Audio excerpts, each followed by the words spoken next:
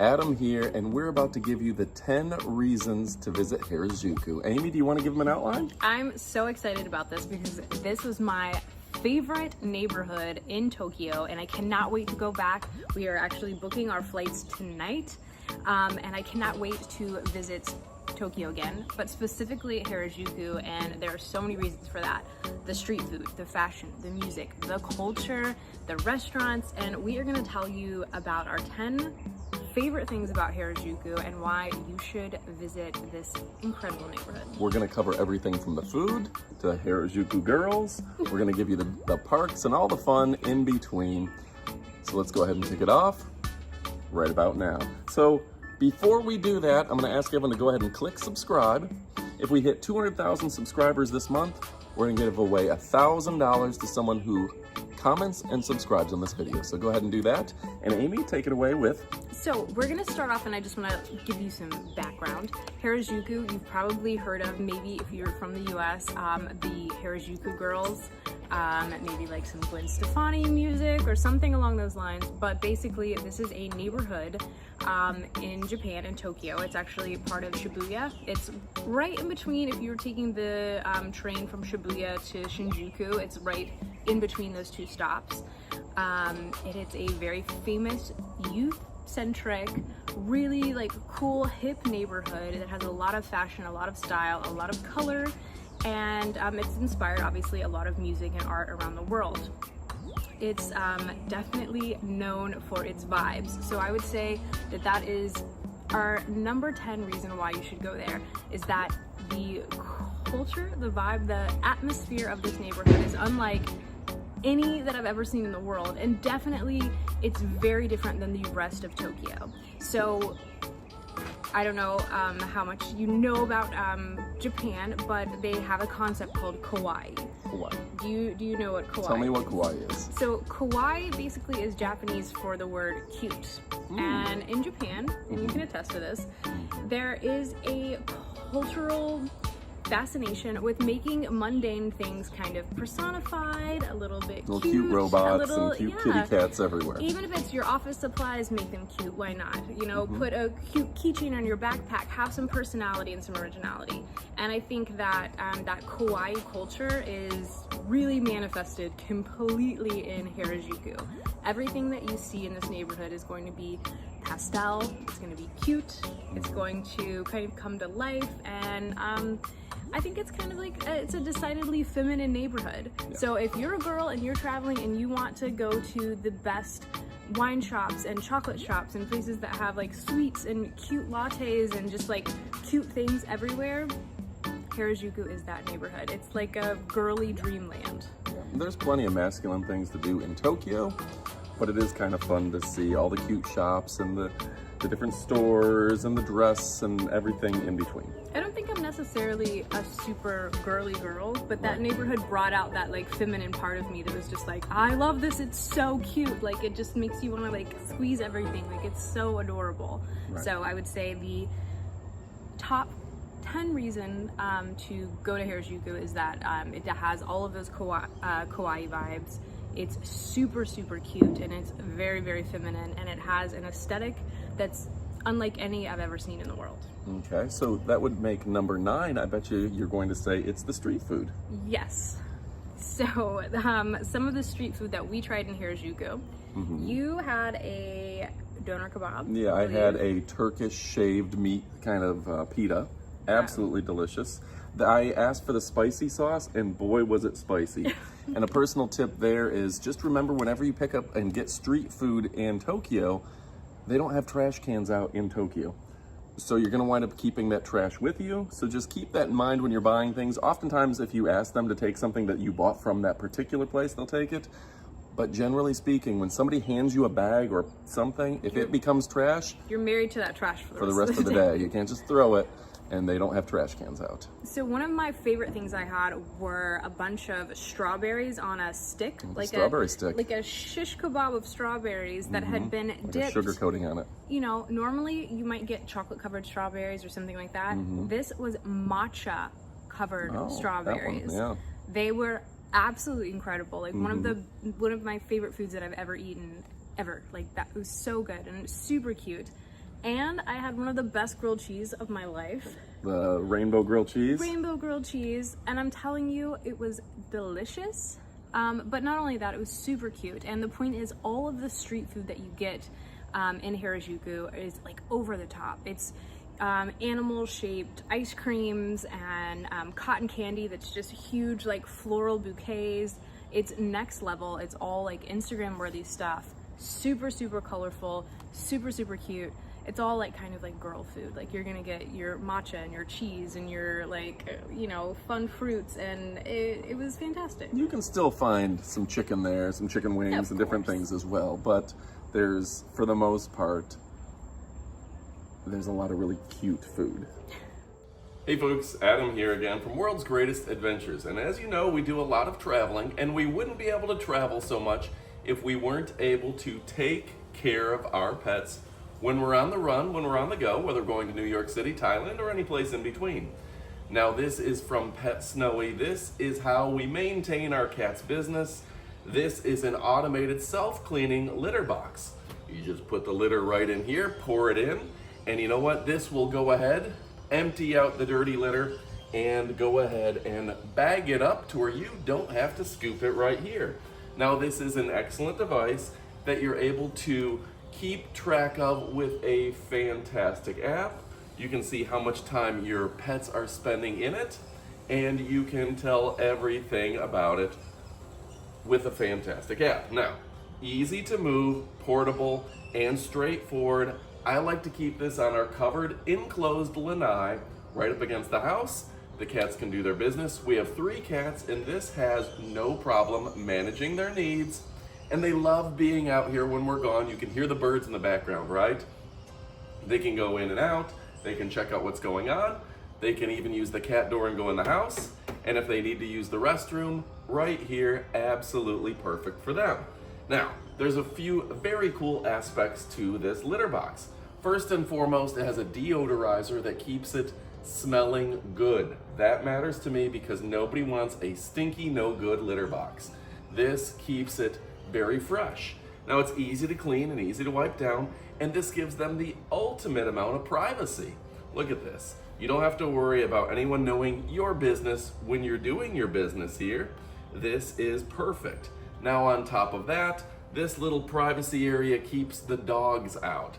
So Biscuit, he's curious about what the cats are doing in there, but he's not going in. He's not able to check out the business, and that keeps it safe for everyone. Now on top of that, there is a mat, a rubberized mat that keeps their little paws clean. And you know, there's nothing worse than a cat that's dragging litter through the house. This is preventing that. And if you notice, there's no litter right here. And I bet you didn't even notice that Honey was in here the whole time, privately doing his business, and that makes me happy as well, right, Honey Cat? So, on top of all of that, it will clump up the litter, put it away right there, and it will clean when it's done. On top of that, it notifies you. Yes, it notifies you based on your settings on the phone when things need to be done. So, very straightforward. And then when you need to add more litter, pour it in the box. And this has a filter system that can't be beat, and it will clean out the litter accordingly. So folks, if you're looking for a tremendous product, one that can't be beat, one that is going to make sure that your cats have a tremendous luxury lifestyle and that your house stays clean, well, guess what? This is the product for you, and it's definitely the product for me. Folks, the other thing I really need to tell you is about the quality of the brand. This is a premier brand. PetSnowy has been making high quality Wi-Fi connected devices that really can't be beat. Now, I love that I can go on vacation and I can be notified, make sure my cats are being taken care of. I can know whether or not their litter is clean and everything in between. So, my 5 favorite things: a tremendous app, high quality, you're not getting litter everywhere, the privacy for the cats is pretty awesome too, and again, this is a device that can't be beat, easy to maintain, and I'm not having to scoop up kitty litter which is really great for me and even better for Honeycat. All right, folks, you know we love and appreciate you, but it's time to go pick one up. This allows us to do our travel and our cats do their business. Go check it out. You won't be disappointed. Goodbye, my friends. So I guess staying on our theme of cute things, my number 3 reason. Which is number 8? Oh, number 8. 1098. Yes, number 8. Sorry. Are the pet cafes. And the weird thing is there are so many there, and they are often overlooked on, like, if you just Google Harajuku, I feel like they're not on a lot of like the internet list of things. So what is a pet cafe? What if our viewers don't know? So in Tokyo, and specifically in the Harajuku neighborhood, there are a lot of places where you can go and you can play with cute, adorable animals for like a small fee. You can pay by like 30 minutes or an hour, maybe get your own private room, or maybe hang out with a bunch of people and all pet a variety of animals. It might be something as kind of normal as a cat or Kittens. A puppy. There are a lot of the Shibuya Inu puppies are a big one. Some golden doodles, anything that you would like. And then there's a little bit more exotic pets as well, like mini pigs. You got to pet the mini pigs. Hedgehogs. We pet the hedgehogs. They even had hamsters, capybaras, foxes, all kinds of stuff. Like, it's just really, really fun. So the concept being, you go to a store and you pay an admission and you get a limited amount of time, maybe 30 minutes, to kind of sit on the floor and pet baby pigs or pet hamsters or play with cats or dogs or puppies, depending on that store. Oftentimes they'll give you a little something to set on your lap. All the animals will kind of just be running around, and they'll kind of direct a couple to you, because there'll maybe be 10 people in there and 20 puppies or 20 dogs or whatever. And oftentimes, for whatever reason, I've noticed that those places will have something like a soda fountain or just some place that you can get a drink while you're there. Tea or something afterward. Yeah, so it's fun. They got a little locker room. They have you take off your shoes usually, or if you're petting a hamster, they'll have you wear like gloves or whatever, and they'll kind of show you how to do it to not annoy the animals. From what I saw, everything was done with the animals in mind. It was super respectful. I think it sounds a little cringy to me in the United States to have a pet cafe, but it's a different culture in Japan, and people are a lot just quieter and more respectful and more like just better to the animals. So I didn't find that these were unethical in any way, and I felt like it was really done in a great way. And it makes sense, again, culturally, to if you live in a huge city, the biggest city in the world, you have a really small living space, and you know that, you know, I can't keep a pet personally, but I can go visit one once a week. I can go visit my favorite friend at my favorite cafe on a Sunday or something. That is a really, really great way to still connect with animals and feel like you have a pet and you have a friend and you get your cute snuggles in, but with doing it in a way where you're not keeping an animal in a really small apartment where it's not gonna have the best life. Shared pet ownership. Yeah. We should have that in the United States. Share. Yeah, pet share. I love That's it. wonderful. Okay, so 10, 9, 8, 7. Is this right? I'm gonna go with the street style. Again, those Harajuku girls, the Lolita fashion style, and just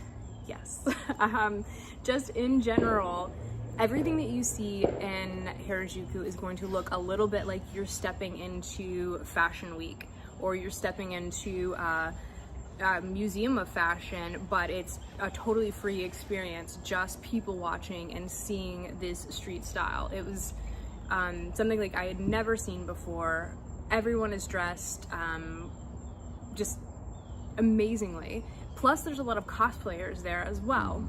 So if you want to see somebody dressed as your favorite manga character or anime character, there's a good chance that you might see that on these streets, and also just get to see people wearing like wild, avant-garde, really cool experimental fashion that you wouldn't normally see when you're just walking down the street. So it's kind of like a fun, free fashion show. I would say it feels a little bit like walking into an actual anime film. Oh yeah. Yeah, it feels like that.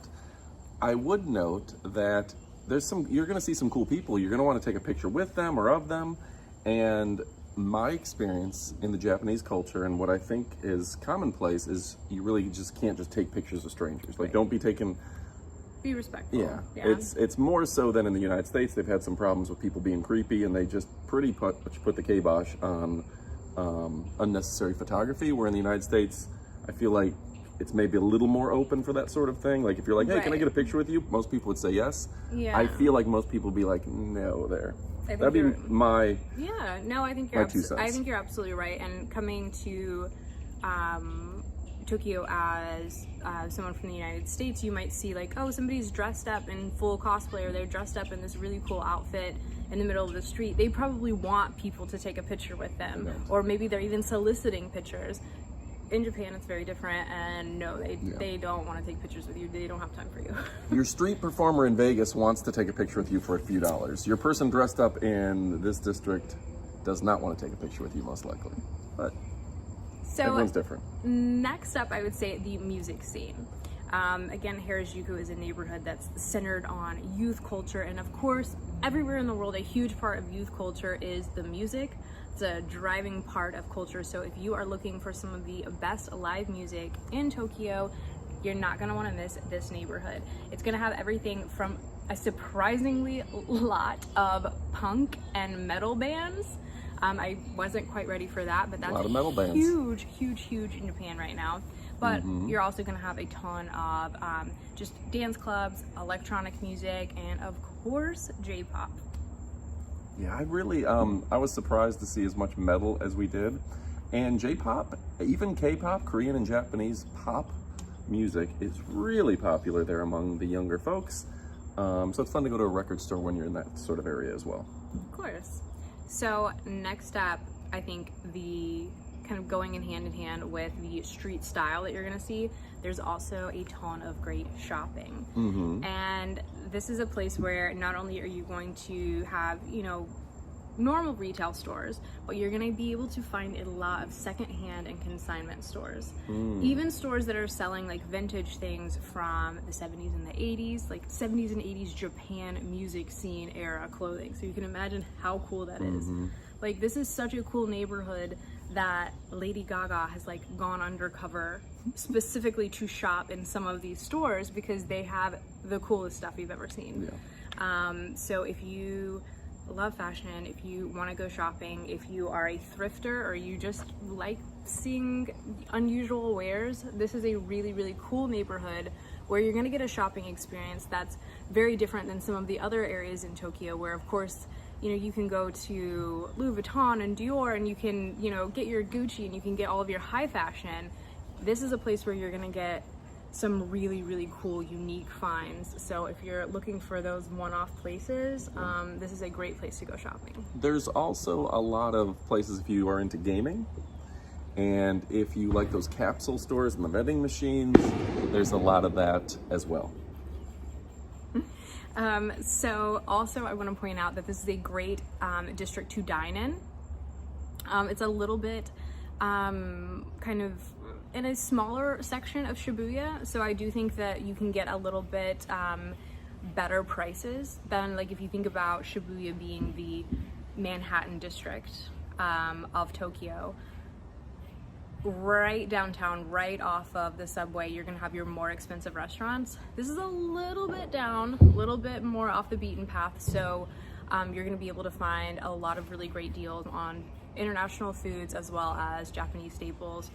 There's a lot of conveyor belt sushi restaurants, a lot of great ramen and udon noodles, and a lot of great Vietnamese restaurants as well.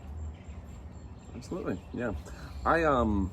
I have to admit, I didn't think I liked some of those ramen restaurants until I ate at them, and now I'm a big fan. And I think if you are somebody who's a little closed-minded with food, make the effort to try new foods when you travel to new countries, because there's a lot of good stuff out there. And even if you just had, I had ramen once, and I think of like ramen noodles, 19 cents, whatever, try their ramen. See what the difference is. I will say, I don't think we had a bad meal in Japan. No, not at all. I don't think you can have a bad meal in Japan. You would have to, I don't know what that would even look like. They take such care and pride in their food. It's delicious, and this is a great neighborhood, again, to find a lot of different kinds of foods, but especially find some even Michelin-starred restaurants that you might be surprised to find are really affordable. So that being said, did you want to tell them a little bit about photo ops? Yeah, so again, Next on our list. this is a cute neighborhood. There are a ton of places that just have brightly colored stairs and pastels and animals and fun street food. So there's going to be a lot of very Instagram worthy shots here. There's also some really cool